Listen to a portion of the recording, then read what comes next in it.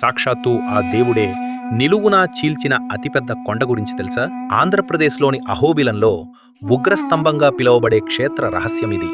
తన పరమ భక్తుడైన ప్రహ్లాదుని కోసం నరసింహస్వామి ఉగ్ర రూపంలో ఈ కొండను చీల్చుకుంటూ వచ్చి హిరణ్యకశిపుణ్ణి సంహరించారు. 2800 అడుగుల ఎత్తైన ఈ కొండ నిటారుగా ఉంటుంది. ఎంతో సాహసం చేసి అంత ఎత్తుకు చేరుకున్న భక్తులకి రెక్కలు విప్పిన భారీ గరుడపక్షి ఆకారంలో ఉన్న పర్వతం కనిపిస్తుంది. దీనినే గరుడాద్రి అంటారు. గరుత్మంతుడు తన స్వామి ఉగ్రరూపాన్ని దర్శించుకోవడానికి ఇక్కడే తపస్సు చేశాడు. ఈ ఉగ్రస్తంభం కింద కొలువుదీరిన నరసింహస్వామి ఆలయంలో కూడా ఎన్నో వింతలు ఉన్నాయి.